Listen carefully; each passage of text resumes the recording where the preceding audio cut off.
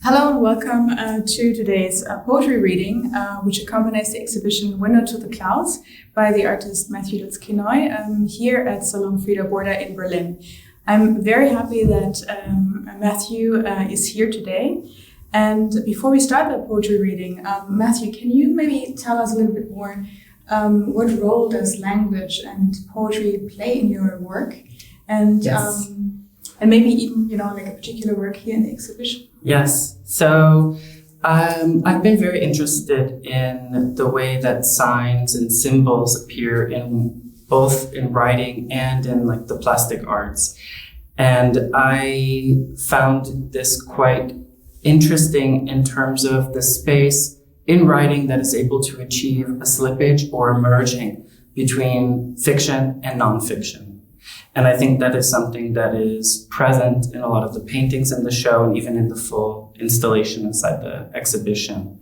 The title or the opening piece in the show is a pom-pom corridor in the entrance. And this work is titled after a Robert Duncan poem that called Often I Am Permitted to Return to a Meadow, and this is inside of an anthology, a collection called An Opening of the Field.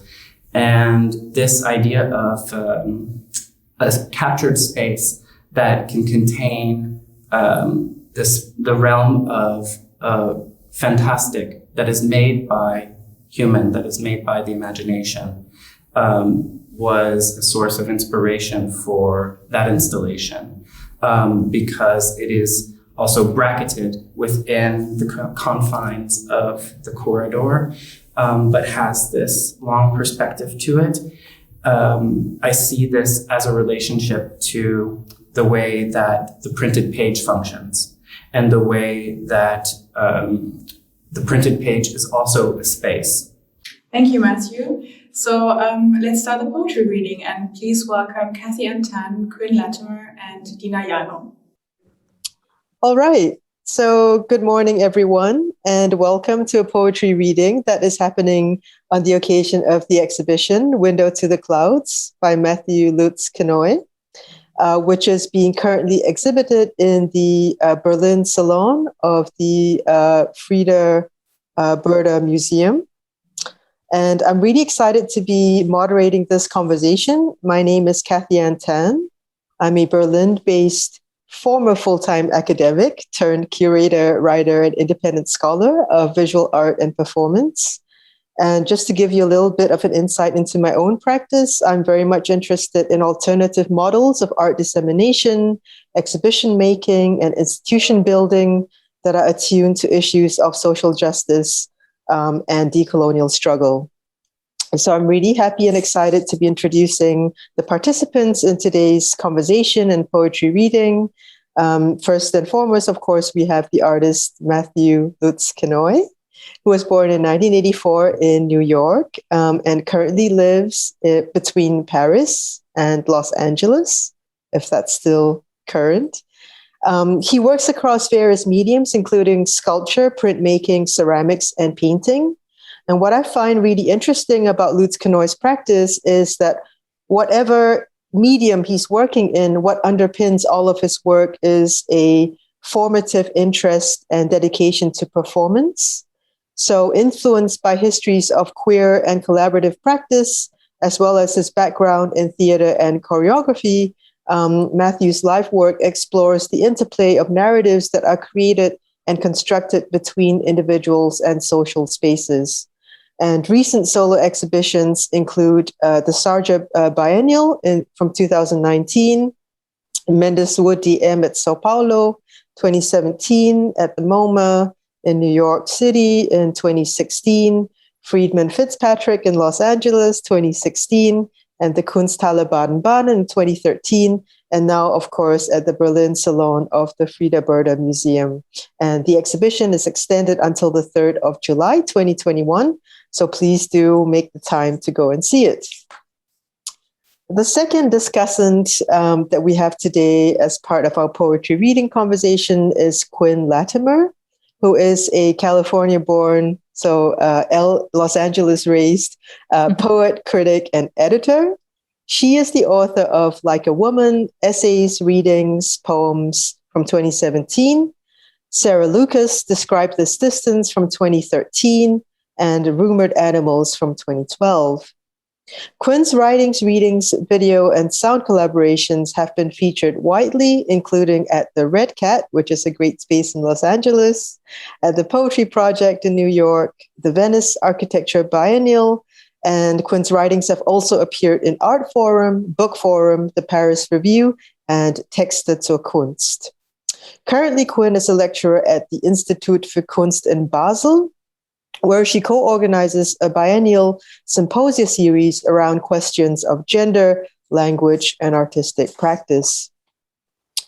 Our third conversant this morning is Dena Yago, who was born in 1988 in the US and who is an artist and writer based in New York.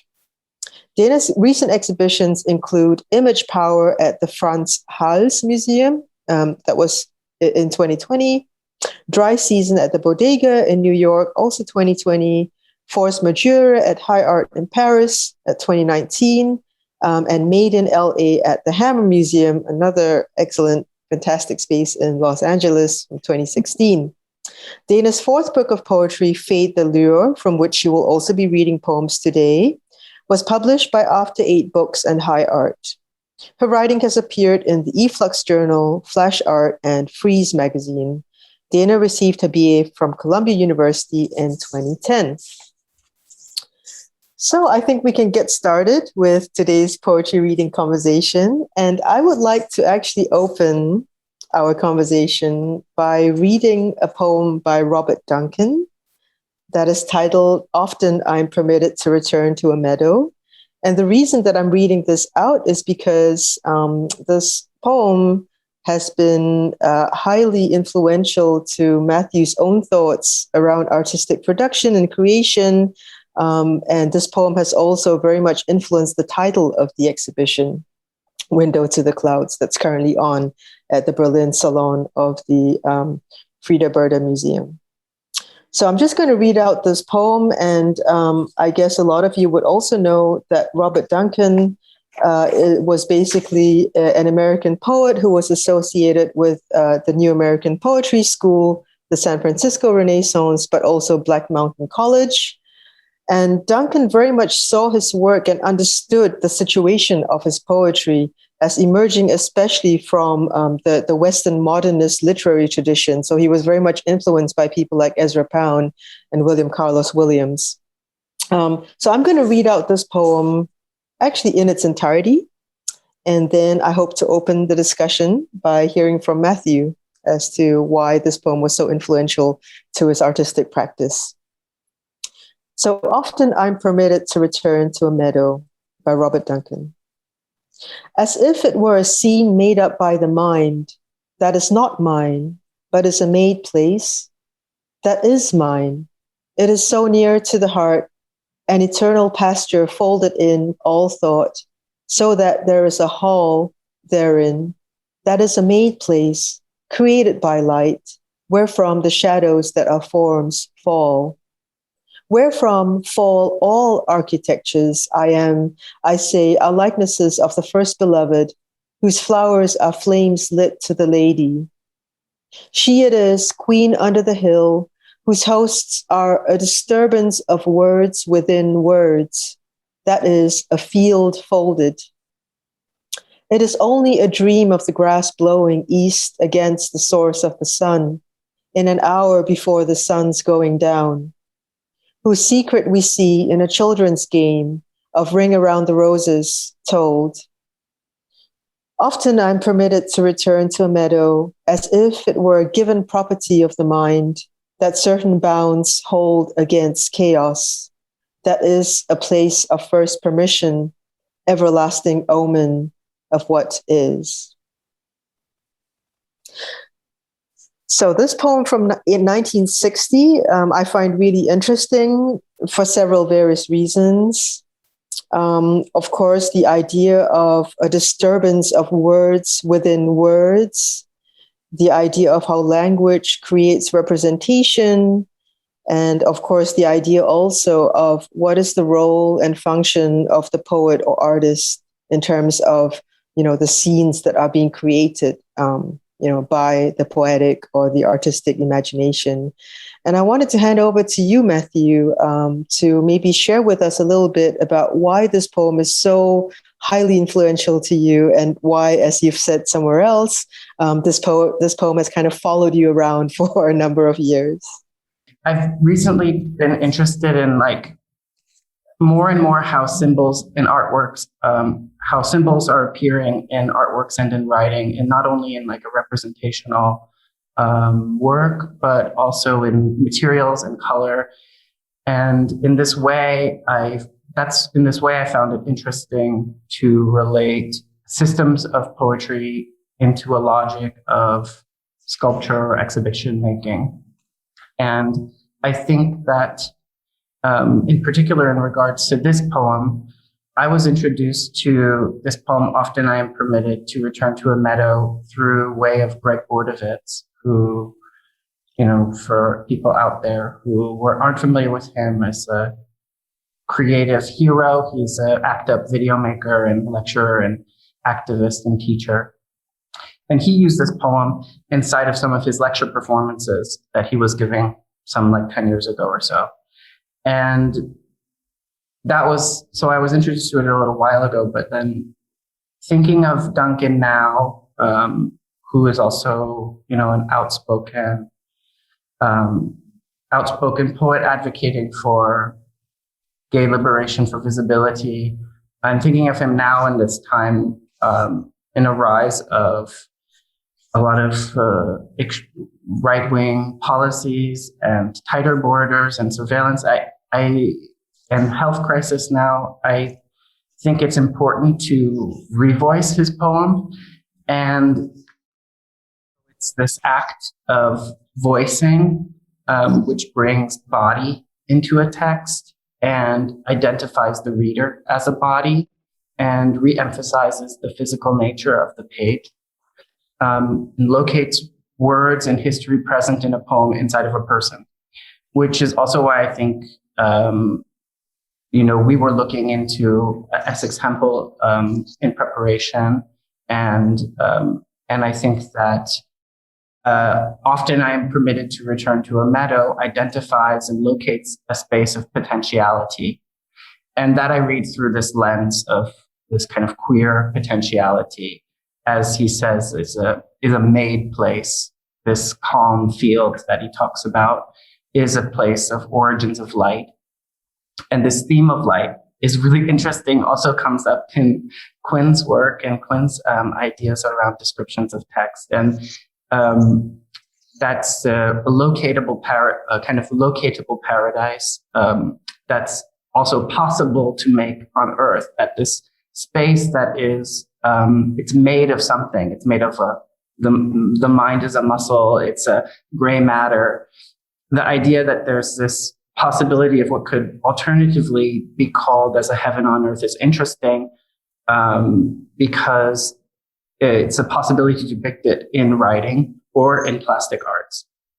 And so this poem engages this materialist side to a type of spirituality. It's like a materialist spirituality that meets activism and presents itself on this queer stage.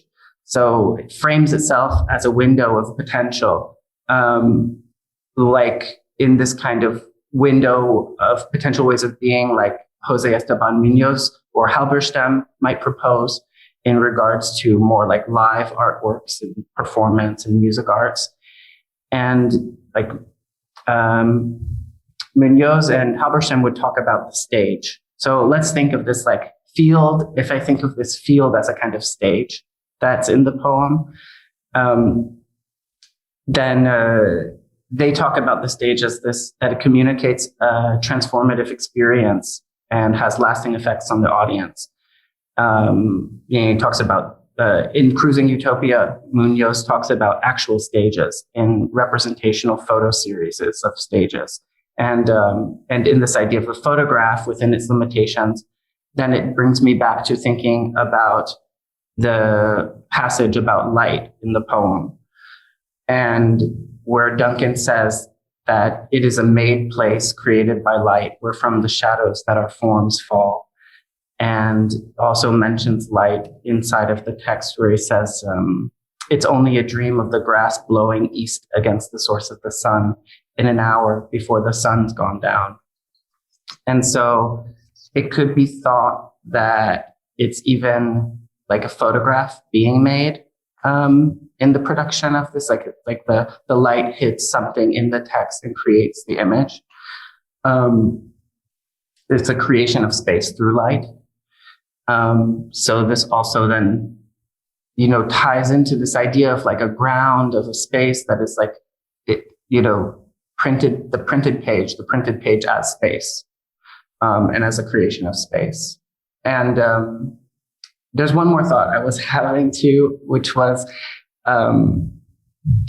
is that, I guess in terms of like thinking of things and kind of maybe thinking of these symbols, the light as a symbol, as something as a space of creation, and this idea of a container, and the page being a container.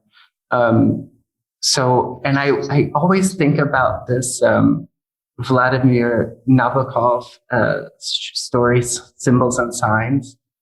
And it's a story where two parents, they're desperate to make a connection with their son who's in a hospital for mental illness. And he has a kind of neurosis where objects, they speak to him and have kind of malicious predictions. And they're looking for a gift to bring to him. And this gift that they end up bringing is a basket full of 10 small jelly jars, different jellies. And I was so like looking into this poem and thinking of the space and the container. I was like, I reread that story, and then I thought like, wow, it's crazy. Like he even has this Ursula Le Guin carrier bag theory inside of the story, and this idea of trying to create this space, a kind of safe space or alternative space through this kind of benign objects, like a non-violent object, actually. They're trying to decide on this gift to bring him that isn't violent, that isn't triggering. And then it's inside of a basket. And so this idea of the basket, and I think that the controlled space of an exhibition or the controlled space of a page or a canvas, these parameters allow for a space of permission to read and to look at signs and materials which comprise our spaces, or even allow for what might be seen as a kind of neurosis of symbolic reading meaning into all objects as an exercise in thought and an exercise in the creation of space. So Thank you. Thank you, Matthew. I found it really interesting, and just to pick up on what you just said, around the ideas of this creation of a space of possibility, and the kind of being able to do that through this act of embodiment also, right? And how these both kind of thread into realities of visibility, invisibility, hypervisibility, of certain bodies. And I actually wanted to, at this point, hand over to Quinn, who will read from some of her poems, because I find really interesting, Quinn, in the poems that you're going to read for us today is, again, this similar idea of, how does one actually create a space of possibility or impossibility, of maneuver, of movement within these, structures of, systemic racism, systemic oppression, systemic discrimination, and also how one is able to kind of weave through the limitations of language, to kind of push back and but also to use the materiality of language sometimes, like its opacity, but yet also at other times its transparency, and how kind of how the speaker of your poems and how you yourself as a poet like a woman, and I'm of course quoting from your poem, how you actually navigate that space and how you navigate that on the actual space of the page as well. Mm-hmm. Thank you. Yeah, I mean, I was just thinking about my interest in poetics and the poems I'm going to read, and also what you were saying, Matthew, about this idea of the stage, the place of possibility, the light, because I think in my work as a writer who's been working for many, many years in like the sort of visual art world, the visual art space, I'm constantly thinking about this. And this actually is just a long literary tradition of like the kind of architectures in one's writing. So the rooms and the buildings and the spaces, both like singular and collective, that you build within your poems, within your essays, within your books. But also because I am so often in a visual art context, I'm often giving readings, I'm giving performances. And I realized probably about a decade ago, I started constantly writing in this kind of twofold way, that I was kind of writing in between the page and performance. So I was using the page as my stage, but I was also always visualizing the performance that would come after. And this kind of changed the way I also wrote. It changed because on the page, you make so much meaning with line breaks, and by making line breaks in places that you wouldn't expect, where the breath doesn't naturally fall, you can do so much work. You can create double and triple and quadruple meanings, but these don't translate when you read out loud. When you read out loud, it's really about the pause of the breath, and it's also about the breath of the audience. Like, who are you breathing for? Are you breathing for yourself as the poet? Are you breathing for the audience who's listening to you? Can you put these two things in circulation? So actually the two poems I'm going to read were written really in this idea of knowing that they would both be on the page, but that they would be performed. And the two poems are from this book, this collection, Like a Woman, that came out in 2017. And the first poem I'll read is pretty much the title poem from the collection. And I wrote it just to give you a little bit of background, I came in like the first weeks of 2015 to Athens because I worked on the last Documenta. I did the publications program for them. And I came at exactly the moment that a new government, at the time, a supposedly left-wing government, had just been elected. And then capital controls were quickly put in place in the country. And there was this very, very dark summer of 2015 in Athens. And as soon as I moved here, I started being asked to give readings, to give like kind of live performances. And it was a very strange moment. And I was trying to write something that would somehow connect me both with that place, but also with the people. And so this text has this kind of call and response structure where I use this repeating line of like a woman, over and over again as a way to both kind of demolish this idea, this cliche of what a woman is or what like a woman is, this metaphor. And it becomes this vessel of like where you fill it with meaning. And then by repeating it over and over again in this refrain-like way, it empties of meaning and then it has another meaning again. And the first time I read this poem was on a rooftop at a defunct space now called Kunsthalle Athena. And and it was very strange, but it was written specifically for that moment in some sense, even though it ended up in this book.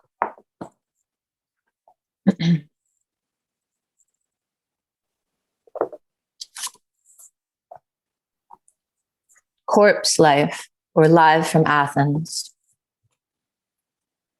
It is a kind of fame like a woman. It is a kind of non-fame like a woman. Corpse that keeps you company like a woman, through the billable month like a woman, each of your non-native like a woman, countries cooling, pink sun setting like a woman, your fine laborious recourse like a woman, or recalling services you provided in them like a woman, red and black of poems in them like a woman, language to ascribe some violence in them like a woman. Bills flower from her mouth, a kind of debt like a woman. Floral arrangement, red and black, like a woman. Her corpse keeps no one company like a woman, except your text, language assuming like a woman. Sprawl of this or some sovereign body like a woman. All of its violence practiced on colonies like a woman, performed there so many capital experiments like a woman. Colonies can have colonies too, like a woman. It is a kind of body, the crowd chants, like a woman. It is a kind of non-body, no one says softly, like a woman. In the northern states, then in the southern, like a woman. This work you do, the work of the text, like a woman, was nothing when you read like a woman, or could not read her country, know her autopsy like a woman. Report its monster topography, you trialed from it like a woman. Who could, who cared for the beloved body like a woman, beloved country, your earliest temperate region like a woman, as you raved inside your treble, no trill season like a woman, your long debt, your open Mediterranean like a woman, sober profile of coast, her yellow palette like a woman, beloved that once articulated mother like a woman, a kind of mother you wrote, like a woman, a kind of non-mother you wrote, like a woman. Sunset pours over the hill, temple of its pale crown, like a woman. White, then gold, then red, the usual poem, like a woman. Its unexceptional experimental architecture, like a woman. Offering first a flag, then a place of worship, like a woman. Report to a crowd like a woman. Report to a debt-dazzled crowd like a woman. Read this report to a crowd like a woman. No one said this would be like a woman. Easy, no one like a woman. No woman like a woman. No price to like a woman. No measure yet like a woman. No principle except like a woman. This poem like a woman. Not quite relief this like a woman, language that like a woman, pours itself from vessels like a woman, held high by the crowd like a woman, their hands so many poems like a woman, canceling a performance like a woman, canceling some debt like a woman, canceling this like a woman.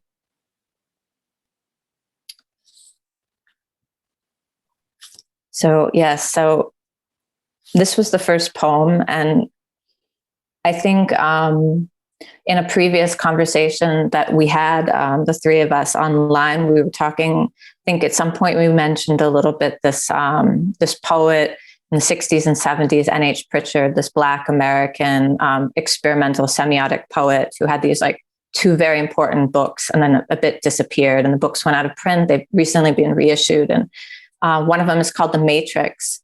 And I think in this poem too, I'm really interested in this kind of even fluorescence of light, or this kind of drone, so that often in lyric poetry, which of course I feel very close to and has my heart, but there are these kind of systems at work, and one of them is these lineated exclamations of like meaning that you often get at the end. So there's like kind of build up, there's an architecture, and then there's the line that kind of, it's like the punctum. It like breaks everything open.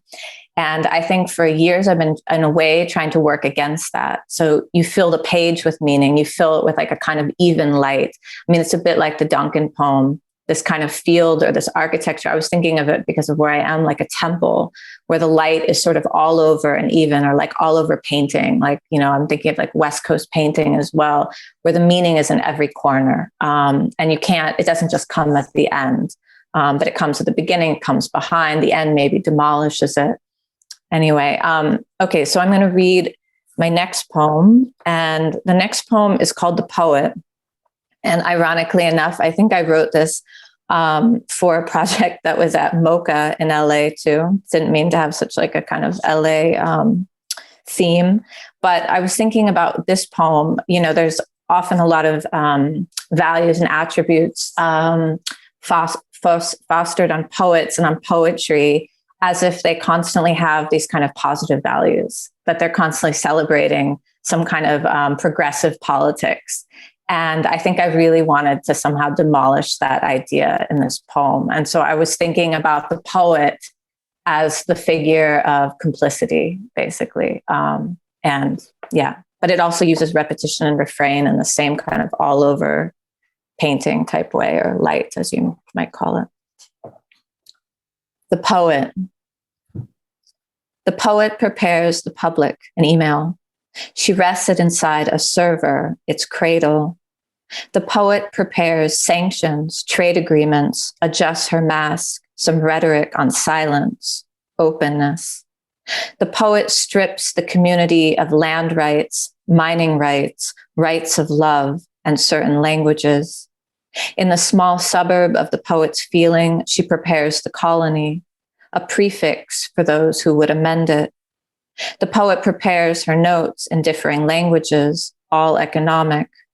The poet prepares a dinner where assurances will be made, interests aligned on the compounds later.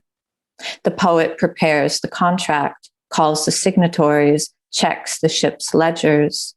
The poet addresses the graduating class of the Academy for International Leadership. The poet uses of language nothing but an exquisitely coded terror. The poet prepares the nation, elegantly describing its borders. The poet prepares.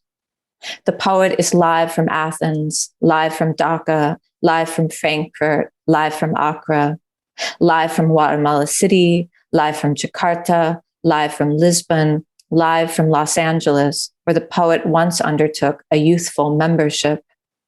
The poet is live from the settler societies. The poet is live from the mountains, the valleys, the hotel banquet rooms of meetings about aid and development. The poet is live from elected bodies. The poet is live from unelected bodies. The poet is live from the central bank and the paintings that frame its lobby. The poet is live from the shareholders' meeting, the desert retreat after. The poet is live from the judges' chambers. The poet is live from international waters. The poet is live from the forest. The poet is live from the capitals, the coastline. The poet is live from the animal and from the mineral. The poet is live in the animal, in the mineral. The poet is live. Thank you so much, Quinn. So I just wanted to bring together some of what you said and some of what I saw in your poem, in the poems that you just read out. And I find it really interesting that you said, you know, like when kind of writing the poet, you were really kind of thinking around ideas of like kind of actually deconstructing the role of the poet and seeing the poet as a figure of complicity. And yet, when you read out Corpse Life or Life from Athens, you asked that really important question of, you know, who are you breathing for? Like as a poet, who are you writing for? Who are you breathing for? Where does the breath stop? Where does it begin? And you said, you know, am I breathing for the audience? So I see there a really interesting kind of, you know, like at the same time that of course, like you are really sharp and really kind of realistic in terms of, you know, the kind of literary and creative economies that we move in as creatives, as poets, as artists, as curators, because at one point you say in your poem, the poet prepares her notes in differing languages, all economic, right?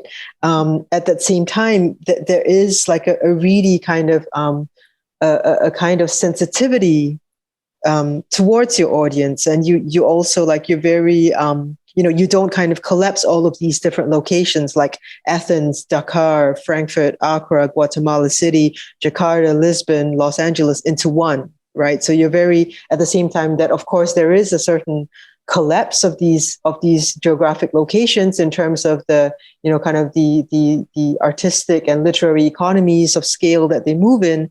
At the same time, you take great pains in listing each one of them so that they are not kind of lumped together as, you know, kind of either locations in the West or locations in the, you know, in Southeast Asia or locations on the African continent. So I was wondering actually if you could maybe speak a little bit about this kind of not dichotomy, but this kind of you know, this kind of dual awareness in your writing, where, you know, on the one hand, of course, you're very much like you make transparent the context of our production, you know, and like what kinds of labor, what kinds of pains go into the creation of a work and how it's received. But at the same time, simultaneously, you are also very much, like you write as a very kind of caring poet, because you're still wondering about your audiences. You're still thinking about who this readership will be. And you are still also, like, you remember the very first time a poem was read aloud. You remember that specific public, that specific audience, that specific context. So I was wondering if you could maybe speak a little bit about this kind of, like kind of dual, not double consciousness, of course, in the sense of what Du Bois was meaning, but this kind of like being able to bear both in mind and not to be like totally disillusioned altogether about the literary markets that you move in. Yeah, I think it comes back in some ways to my awareness of my own situation, which is I'm very much aware, as like a person from a very working class background, that everything I do has a kind of economic value. It like keeps me alive. It pays the rent. You know what I mean? I'm not like sort of writing poems to like, I don't know, read them on my sofa. Like everything has like a number attached to it. At the same time, I'm also aware of, I've been, I'm an American who's lived in Europe for over a decade. And that both, of course, has like privileges, like insane privileges, but also this idea of trying to be able to speak to an audience. And I've been thinking a lot also about language, because, of course, I write in English, but often my audiences, English is not their first language. It's almost never is, unless I'm back in the US. And I realized, too, that the two languages that I mostly write in, which are the language of poetry and also the language of sort of criticism and art theory and art history, both of these are languages with walls. You know what I mean? They do not actually open the door for so many people. And so I distinctly started trying to use a language and also use a tempo and use maybe the kind of sound and drone of my voice as a way to kind of communicate and invite people in, because I think I want to be in conversation. I'm not interested in sort of like lecturing in this kind of didactic language, even if you could say like some of my poetry is a bit didactic and it is a bit like political and theoretical. I really want to be able to somehow to like kind of reach the audience. And maybe that's also where the kind of like care and emotionality comes in. But I also think as a poet, I'm often just as interested in the sound of language and the rhythm of language as its meanings. And sometimes even now, like when I'm reading like something that's quite thick and turgid, like theory or something, I sort of tune out and I realize for pages, I've just been listening to like the sound of the syntax. Like I haven't gotten anything at all. And I think this is also something. So sometimes like even in the Like a Woman poem or the Poet poem where I'm repeating these lines, which I do a lot, on one hand, that's because it's basically for a live audience. When you hear a repeated line, it's like a pop song or something. You can remember it, you can feel it in your body. But it also kind of loses its meaning and gains its meaning. I don't know. I remember I read something recently that Salon said about her last record. And she has this like, I loved her last record because it has so much repetition. It's like the whole thing's like this fucking like club mantra or something. But at some point she says, and there's this one song, I can't remember what it's called, but she just keeps repeating the same line over and over again for 3 minutes. And she said, the first 8 times I said it, I didn't really believe it. But by the 9th or 10th time I repeated it, I felt it in my body. And I think that's what I'm always trying to do with these poems that are written for public performance. I want to feel it in my body, but I also want the audience to feel it in their body. Yeah, thank you so much, Quinn. I wanted to move on to Matthew and maybe to also invite you to respond a little bit to what Quinn has been saying.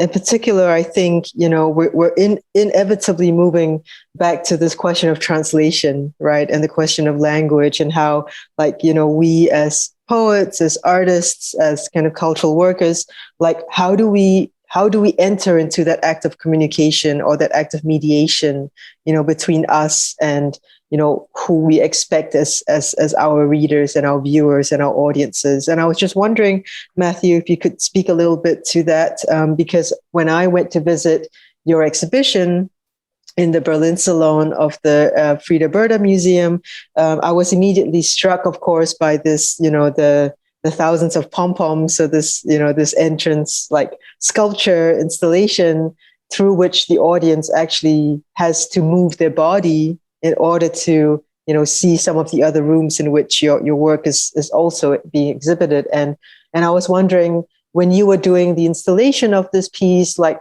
how much were you in that work? So how much were you literally kind of course, enjoying the playfulness and the kind of, like textures of the pom-poms as you were kind of putting them together in the space, but also how much were you thinking about how someone is going to be navigating this installation? So in terms of the audiences coming into the space, how important to you is that act of movement through the space? Is it different in terms of how you envision this as an artist, and how you think someone as an audience member would envision it? Well, I really like what you were saying about music, Quinn. And I used to make some music. I have a really strong memory of my bandmate explaining how to make lyrics, and they would say that they would say that she would instruct, because I wasn't allowed to play any instruments because I have no rhythm and I was singing. They told me that I should you just listen for the sounds inside, and you listen for the shape and the sounds that you kind of have an impulse to contribute inside of the lyric, inside the rhythm and whatever, and then the word comes like later. First, it's like a sound. It's like something forming. It's really interesting, and I've been thinking about a lot recently. Also this idea of like something very popular, like a pop music, is something that really resonated with me, that I think Dena's work also touches on a lot, because she's like compiling popular language and images that she sees around her, like in the subway station, in the subway train, and it's a way of accessing a type of collective or strong force of communication. And I think similarly in the installation here, it's something that I've been really, my recent show that I just put up, it's in Italy, in this place in Biella, and it surrounded this research around this like Grand Medici wedding. And I was really interested to like dive in. It happened because in some text that Ian White had written, he talked about he was talking about Philippe Allen-Michaud and the development of this like perspectival stages that happened in like the 1500s. And there's this idea of like a perspective that like that privileges a certain perspective, and the idea of like a large scale organized perspective was like becoming more and more and more important to address, especially now when we're like just like it's like media nonstop, and you feel like your perspective is constantly being directed. And so that exhibition, which is on now, I literally made these kind of frames that you walk through, that are kind of reproductions of theatrical frames, like a proscenium stage frames. But here it takes place in this kind of pom-pom corridor. I think it was a response, to understanding that that this exhibition, the impulse came from understanding that the exhibition was going to have to take place a lot digitally, that people were going to be seeing things online. And I was interested in creating a framing device that was really locating itself inside of that type of language, and the type of like visual, very perspectival, very privileges a specific perspective.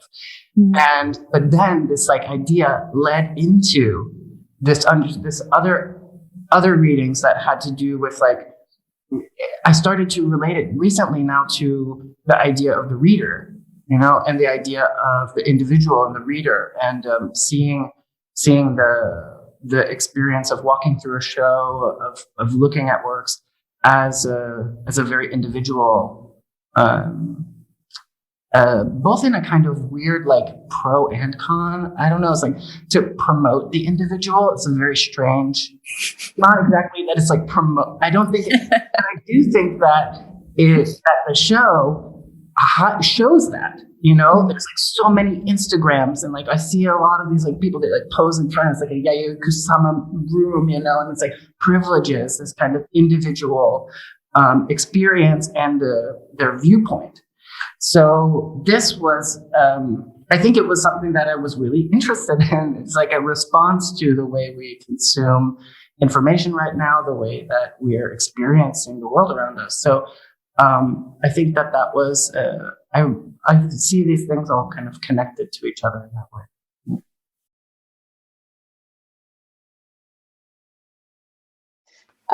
So this next poem I will be reading from this book, Fade the Lore, that came out last year with After 8 and art. And most of these poems were written, I guess, between 2014 and 2017. The one that I'm reading now was kind of the last poem that I wrote before moving out of New York temporarily. So while I did not write it in subways, I do think that that specific time in a specific city is really embedded in it. And looking back at it, I think really involves a lot of the architectural and, real estate development that was going on as well. But I'll leave it at that. Okay. Haste as the leaden tarpaulin laps up the wet concrete it covers, however antiquities in present day annihilate a vision of then. Undulating steel towers quake in the presence of them. The arms of young women and men split under veiled layers of crystalline sweat. I wonder, beyond, if the waste plant processes integration into the next stepped fortress, the escalator, acts plastered with pages of a scripture embedded into ground newly laid. Waste leaves high water marks. It floods past the lobby and into the cracked sand of the desert wherever, and cries of mercy reach for heaven on trellises made of the faintly indented, treated metal, the hand-worked accessories, the indentured handcuffs, and those damp palms held in absentia. It blows into the hollow of a rusted well, whose layers flake with the shedding of emigrated finishes, begging out of the coffers, acquainted with a prayer, sent upwards in the rush of air as a javelin drives through stops in the underground accretion of me. The call, answered from heavy-set towers that leave no promise of return, for the unrest of sedimentary fortress mortar held together by the reinforcing spit of the split-tongued. Does one ask for the improvement of wishes granted and left unclaimed? Like the acclamation of eyes to the seance-burned neon, the fibrous musculature of worked bodies drawn taut, the hardening of those trained in their discipline. The drawn bridge draws closer, and in the slightest hum of the powder-coated steel, one hears the results of a closed election. The delegate returns to a room carpeted in the acceptance of stabilized neighbors that in their own dwelling answer to no one.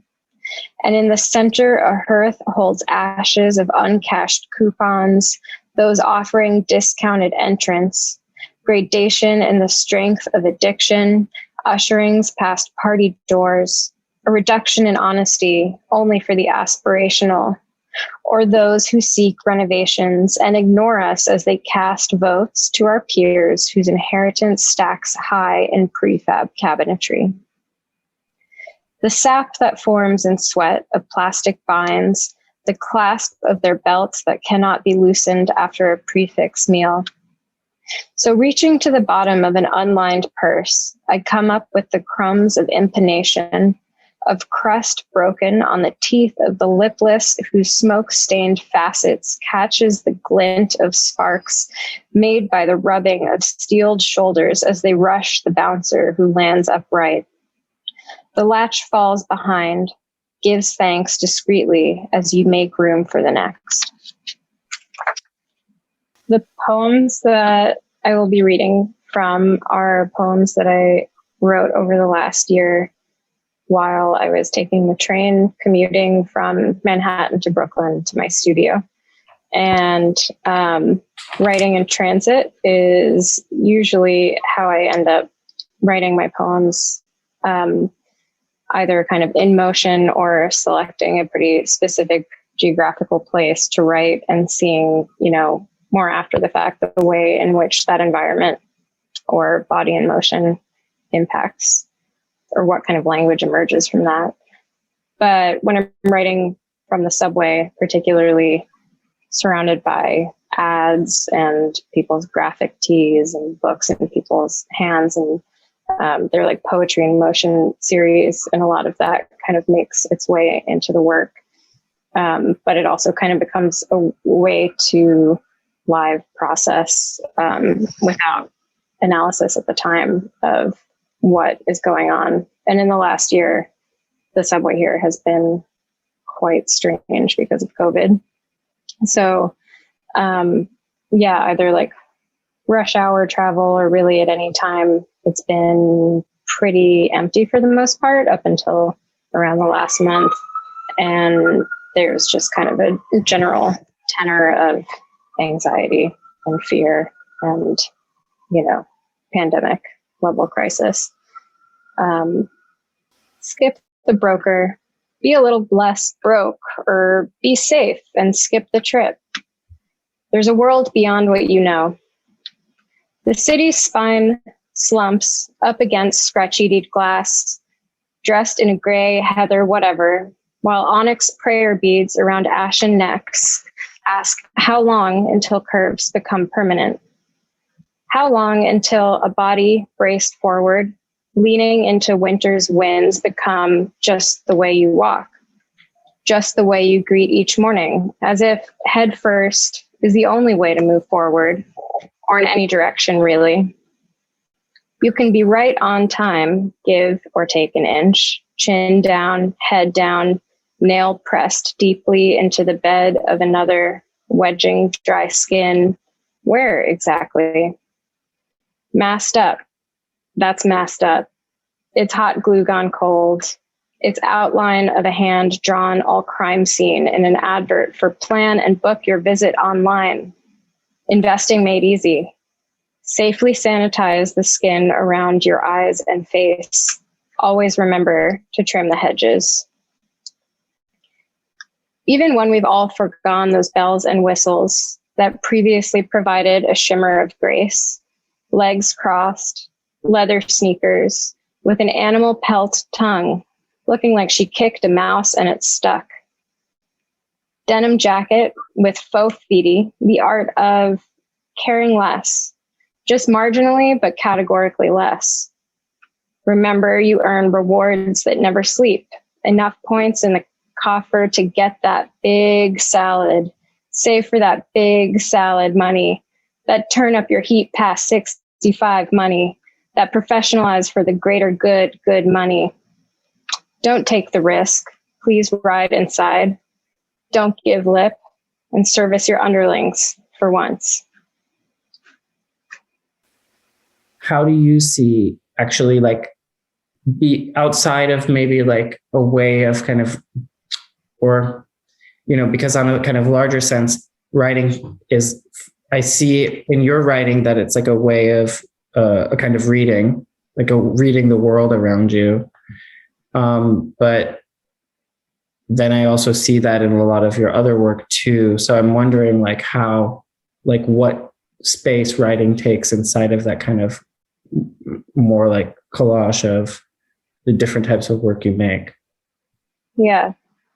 I mean, I think there's different forms of writing that I engage with. And I'd say that even the visual work that I make starts from a place of writing. And I feel like with, the essays, those are more kind of long form critical texts, whereas the poems, I mean, I think both of them are ways of processing the kind of phenomenological world around us. But I feel like the language that makes it into the poems is language that sticks to the point of semantic satiation. So it's this language that you encounter in collective space, in public space, and that you kind of walk away with trying to unpack or parse what the meaning of these words can even make. So that can either be a street name or a sign on the side of a bus, or a PSA, as a lot of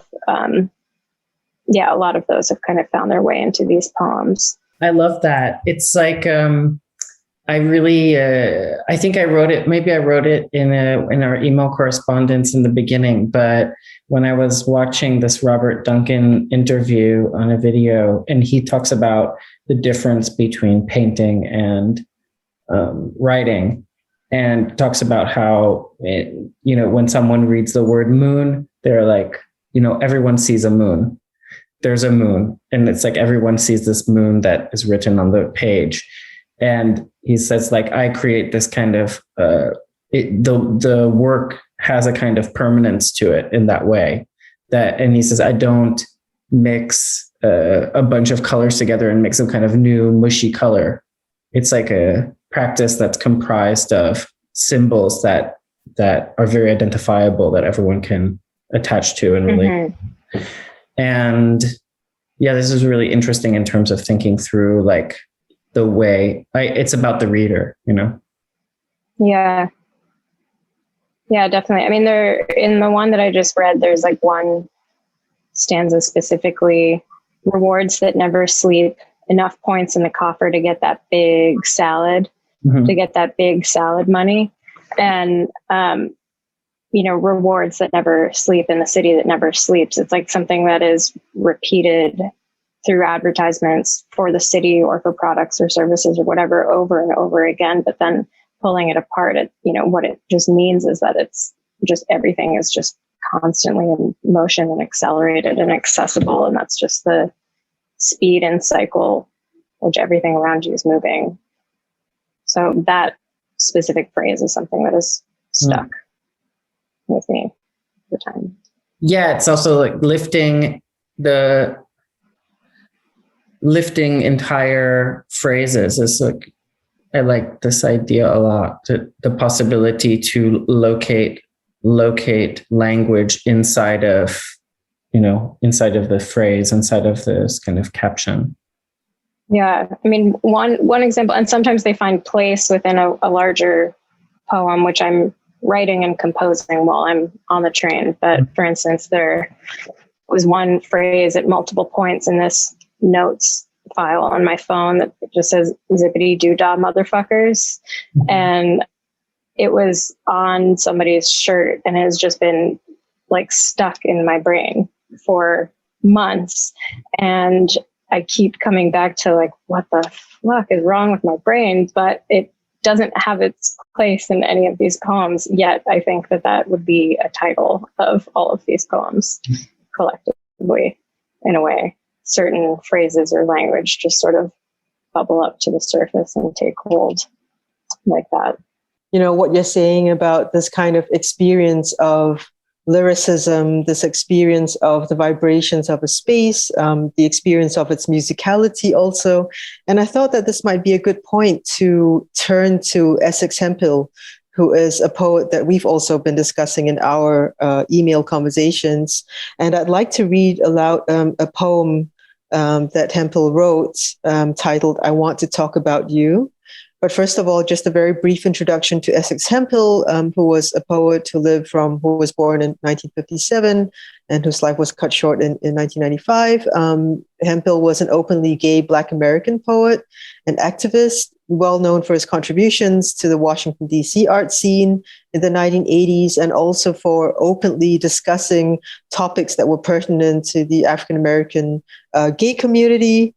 And a lot of Hemphill's poems are extremely striking in their imagery, in terms of their visual imagery. And I think this is something that we've talked about also in our private conversations, between us. And I wanted to read aloud this poem called I Want to Talk About You, because I think this nicely offers another way of understanding and kind of engaging with this idea of the audience, with the idea of the reader, but also the kind of revolving around questions of intimacy, around questions of creating the space of potential within a society that just refuses your subjectivity repeatedly, right?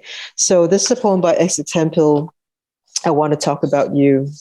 Wizards, all of them, wizards, gravel in their throats, worrying the line, horn to bleeding lips, fingers thrashing white keys, cascading black, wizards of impulse and verve, blizzard blowing, wizards blowing, blue, red, bright, black, blowing, a cappella saxophones, scat wizards transmuting anguish into bird songs.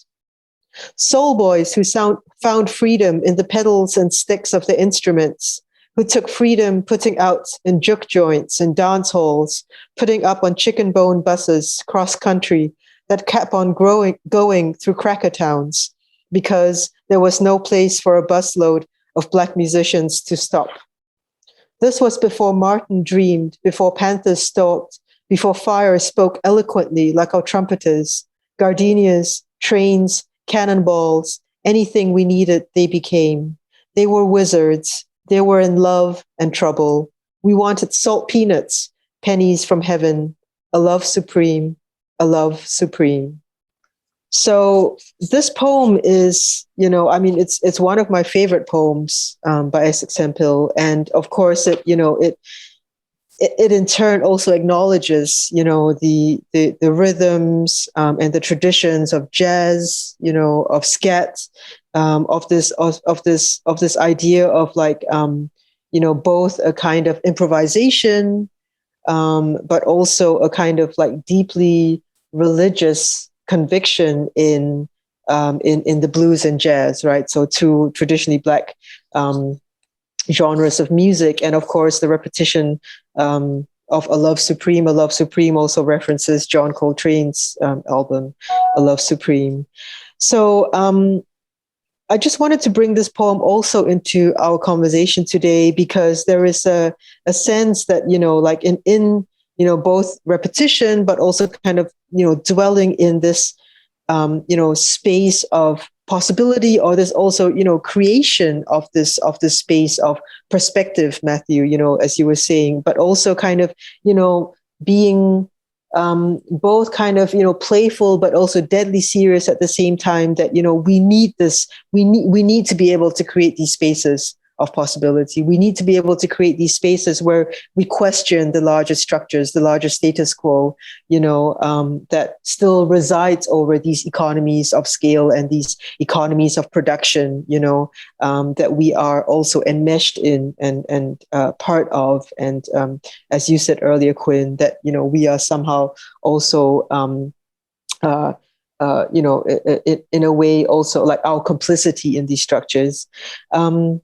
And I wanted to open the floor to both of you to ask if maybe you would like to respond a little bit to this poem, both in terms of its demands. So, when Hemphill writes, we were in love and trouble. So we were both in love and in trouble. We wanted pennies from heaven. We wanted this. So both in terms of staking a claim, creating the space in our work, but also at the same time, being able to see that we are simply one of like an individual in a much larger structure, right? So the communities that we are part of, that we also move around in, but also kind of the larger trajectories through which and from which we draw our inspiration and our knowledge. And I was just wondering if you would maybe like to respond to Hemphill's poem a little bit here, Matthew. Quinn. Yeah, I there's two things in that poem that I really connect with in a strong way. Is that there's this idea of movement that's like the movement of music, and then a physical movement that he talks about, like a movement of survival. And there's these other movements, like there's this like Black Panther prowling, that's like this like move, like a political movement that's on the horizon. because he's like locating the poem in the past. And then there's this kind of idea of like the bus moving and like passing through dangerous areas. And then this idea of like the music being this movement. So it's like the music is also creating this space of survival. You know, it's like the music is like movement is survival and music is movement. But then inside of that, it's like this list of dedications, which is like lifting all of these sources, and it's a kind of dedication poem to musicians and activists. So you have like this. I also really connect with that. I don't think that, you know, as artists we are kind of living composts. You know, we are compost heaps that like are regenerating material and our own way of behavior or language and body are through the consumption of culture. And so I very much relate to this kind of way of forming something, that way of understanding the creative object being a product of this kind of assembled culture. Yeah. And it also has it has this very like Whitman-esque, like epic poem voice, you know what I mean? Where it's really like kind of sketching out the world and then like listing the things of that world. It's like a very specific world, you know, it's the world of like Coltrane, of the Panthers, of King, of poetry, of art, of struggle, of romance. Yeah, I think that's quite beautiful. And I don't know, I think about this a lot. I think one of my early desires as a child was I basically just wanted to be able to like write and sing poems like Nina Simone. And it was basically because every song is like a kind of perfect lyric poem, but also a kind of political manifesto. And the way that those two things come together. And I think about that a lot in this moment when you're trying to write, but you're also trying to write for the present. You're trying to write politically. You're trying to write for the future as well. And do you take a kind of mythic, almost parable-like tone where you strip away the signifiers and you make it almost applicable to anything? So it's like a Kafka parable or any kind of like, you know, fable or parable. Or do you do this poem and you basically list them very specifically, you know? And there's always, I think in my writing and also the people, the writers that I love and also the artists I love, there's always that kind of struggle between like naming it all, but also trying to keep it open enough that it could be applicable to so many different moments in time, that it's not just like trying to illustrate the present, because when you do that, it becomes retrograde so quickly. By the time it's out, it's over, you know? And so how to handle those two things, I think this is like a really interesting question, I think, for most like writers and artists that I know. Yeah, and also another really interesting question to come back to some of the images that you've drawn for us, Matthew. You said like you are also thinking about artists as kind of creating compost heaps, you know, so this question of the work of transformative work, right? Like the act of transforming, and what Hemphill also describes as a kind of transmuting here in this poem, you know, as almost like an act of wizardry, right? So this kind of, how do we actually transform? How do we transmute? How do we, transfigure, transliterate, but kind of also, how do we actually transform what it is that we see around us, everything that we take in, you know, the words that we read, the poems that we read, you know, the news that we read, which is of course, like very, very distressing on an everyday basis. And, you know, I don't think this will ever not be the case, but, you know, like how do we actually as artists, as, you know, writers, as filmmakers, as creatives, as cultural workers, like how do we actually transform all of this input, all of this that we absorb into something that makes sense for us, right?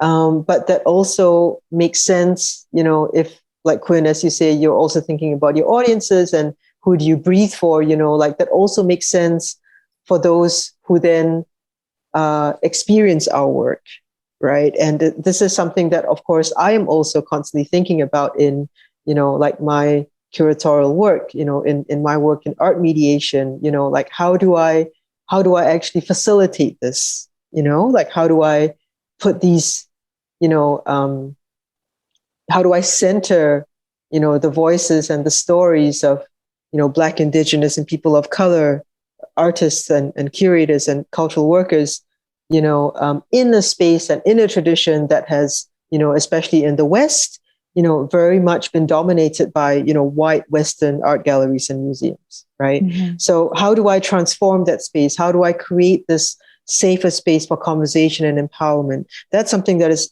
right at the center of my own practice.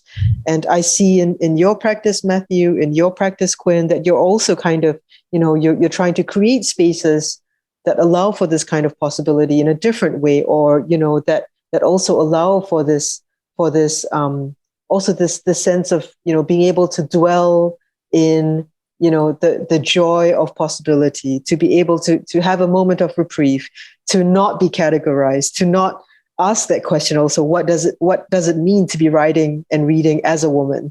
Mm-hmm. What does it mean to be writing, to be painting and creating work, as a white gay male artist, right? So how do we break free out of those categories that are oftentimes imposed upon us, that interpolate our bodies? So I was wondering maybe if you'd like to speak a little bit about this beautiful, potentially beautiful work of transformation and of transmutation. How do you see yourself in, like, what's really important or central to you in your practice? How do you engage with that work, that continued work of transformation? Maybe Matthew and then Quinn. Well, I'm glad that you connect with this idea of this human compost heap. It's something that I actually was titling a work after that called Screaming Compost. It was like a yelling performance. And, I actually very consciously, I interpret, especially in terms of live artworks, I think because of what we discussed a little bit in the beginning, or what I was sort of discussing in the beginning, this act of voicing, I think there's this, I have an interesting story to tell. So the first written choreographic notation device for that is first printed choreography is set in a story about a guy who's going to learn choreography from his teacher. And he ends up in a situation where he's reading the printed page, and he reads the page and he talks about dancing with ghosts. And because he's enacting this choreography through like reading the choreography, and it sort of dictates how you should hold the book, how you should, you hold it with which particular hand in order to use the other hand to dance with.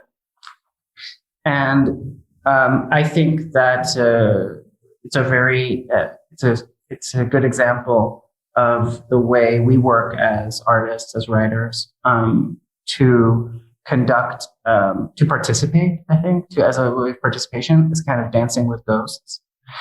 And I think that, I guess that's a little bit of my answer in that way to your question, and that I think we are kind of constantly embodying figures from the past, and that the work we produced can only be produced inside of this kind of assemblage of a sort of collective memory. And I think that's I guess that's how I think about it. I think there's this. I also just wanted to say something else, because when Quinn said there's this idea of, I don't know if this exactly relates, but there's when you were talking about your text and this idea of like the overall, and you were thinking of this kind of overall surface, and it kind of like was blowing my mind because, I've started making paintings as like backdrops for my performance work. And then, there was always this like underdog thing, like backdrop, it's not in the front, it's like it's a support structure, which is all very interesting, but like actually thinking of the backdrop as the dramaturgy, like the overall surface that covers is the structure and is the dramaturgy, like to your poems, is really interesting. Like, and it takes away this system, it sort of flattens, takes away the system of hierarchy. It's really great. And I'm so glad you said that. It kind of broke something in my, smashed a glass. It was like a muzzle. Yeah. I mean, I think to speak to that, like, I think as a poet, when you're reading poetry all the time on the page and you open up, the white space is just as important as the inscribed words, the text, the lines. So I think you get used to like finding meaning where the text is not, because that's just as important as the language. But I don't know. I think it's also, for me, I think we all have these, the way we grew up kind of gave us like the places where we find meaning. And I don't know, being from, I think, the West Coast and being in a kind of this, like often this very even light, or the kind of the even space of the ocean somehow, and then also growing up, being very close to kind of contemporary art practice. And so the kind of work that I was looking at, that I was taught to have meaning when I was young, was like the light and space work. It was like a certain kind of painting. It was a certain kind of like minimalism and post-minimalism. And of course, like, that's just like the early canonization I was thrown into, and then things changed.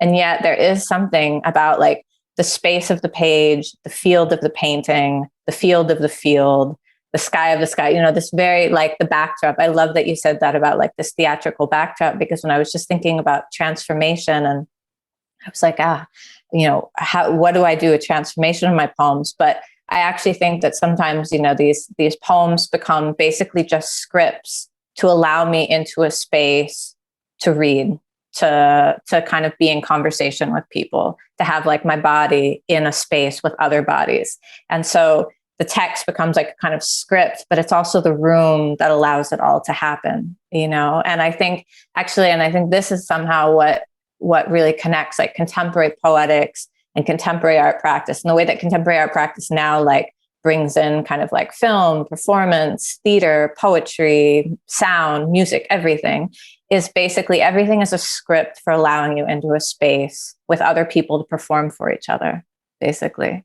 This like, I mean, it's a bit of a cliche, this idea of like the performance, but I think it's true. I think that we simply, as a writer and as a personal world, it's not enough for me just to sort of like live my life and let sort of time and everything that happens goes by, unless I do something with that material, unless I'm able to transform it in language or into a book or into a film or a performance or something. It almost doesn't exist. I've lost it. And that grief of not transforming the material that comes into my life is like so much that like kind of keeps you going. And I think that I see that with a lot of my like friends and peers, that we need to take what is offered to us, the good and the bad, and transform it in some way. And that transformation also becomes about being like sort of together in a sense, even if you're just together through your artwork, like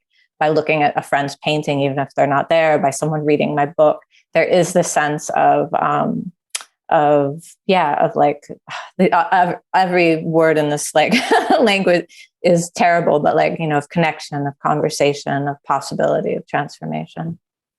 And I think that also connects to what Dena was saying to you in that recorded conversation, Matthew, right? So this idea also of how in a lot of the poems that she was writing, literally was on the subway in New York City. It's like how a lot of that like the act of transformation actually was in, as I understood, like in taking that language that she was seeing on billboards and on, kind of like public service announcements and, things that she was seeing in these subways and, kind of all the narratives and the kind of jargon, the phrases that were like in words that she saw and kind of, taking all this into like that poetic consciousness and then being able to transform it into then what she writes on the page, right? And I think that is something that I think also, to come back to what you were saying earlier, Quinn, this idea of like what happens when you see these phrases being repeated or hear these phrases being repeated over and over and over again,